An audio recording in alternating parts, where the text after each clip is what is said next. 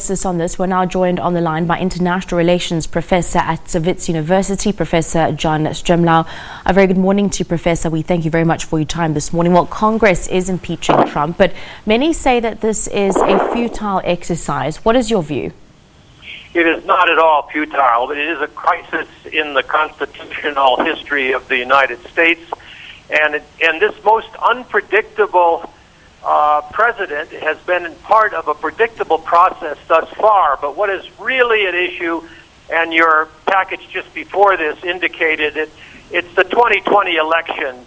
The last three impeachments, or two impeachments plus Nixon, occurred at a critical moment in American history, constitutional history, after the Civil War and after Vietnam and Watergate, and then with the 90s boomers taking over and Clinton, although Clinton was really an anomaly because it was for a sexual private act in the White House, which the Republicans blew up into an impeachment crisis. This is real because Trump has gone ahead and compromised taxpayer interests for his own political gain in dealing with Ukraine.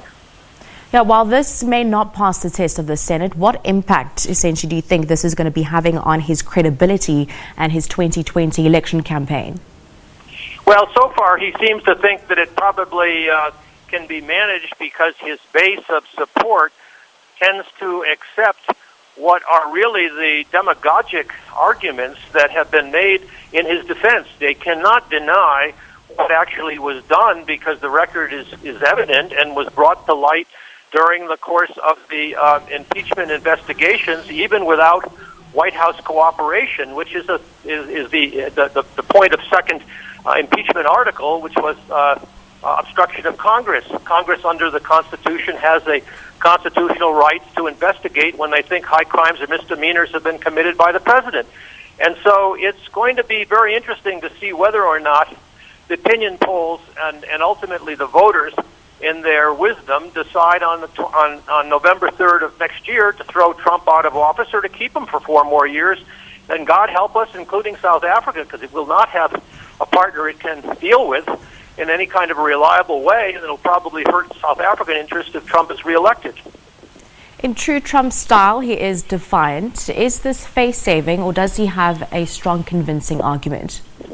I have to tell you, as a scholar of international relations, I have the hardest time putting myself in the shoes of Donald Trump because I don't know how his compass works within his own head other than to advance his own personal narrow interests. His attack on Nancy Pelosi's Catholicism, for example, in the letter the day before yesterday, is symptomatic of a man who seems to have no moral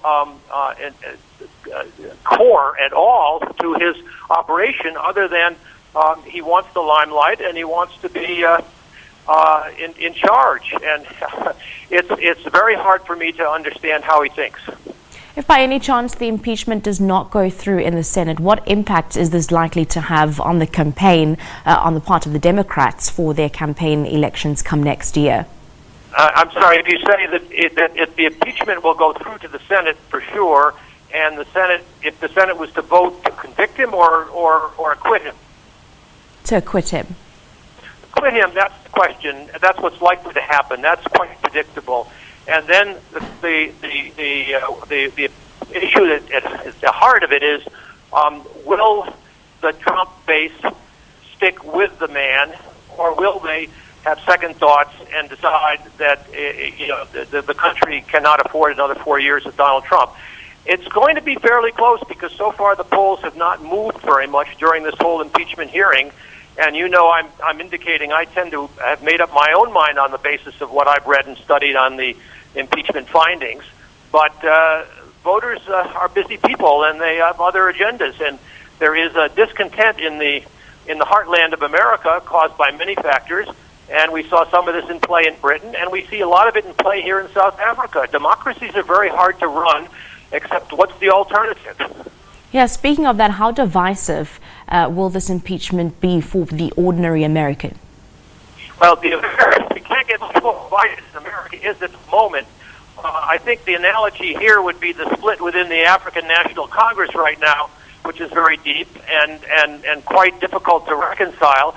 this democracy is structured somewhat differently than as is Britain, as is all democracies. They respect local bargains. And what we find in the United States right now is the two-party system, which was not envisioned by the founders of the Republic, deeply split and polarized to an extent that it probably happened since the American Civil War. It's not a Civil War kind of situation, but it's very difficult. Now, Professor, he is the third president to be impeached. Take us back to the two previous presidents who were impeached. Well, they're both quite different, to say the least. Andrew Johnson was a white racist who succeeded Abraham Lincoln after his assassination.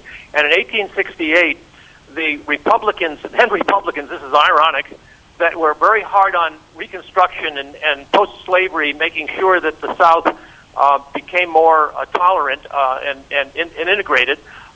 They had a fight with Johnson, who wanted to restore the Union, but allow the South to repress African Americans.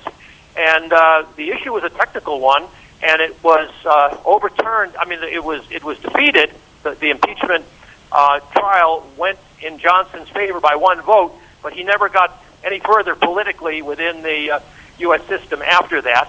And in Bill Clinton's case, of course, it was a misbehavior which he lied about, and egregiously so. I thought maybe he should have resigned, but certainly not have been impeached for a personal affair with an intern in the Oval Office of the White House. So very different. But it was also a harbinger of this polarization now, because that was in 1998. This is now 2019. And you can see how dysfunctional American democracy at the moment has become. Thank you very much for your time this morning, Professor John Stremlau, just taking us through the Trump impeachment. What happens next? Well, we're going to have to wait and see. We're going to take a short break here on SABC.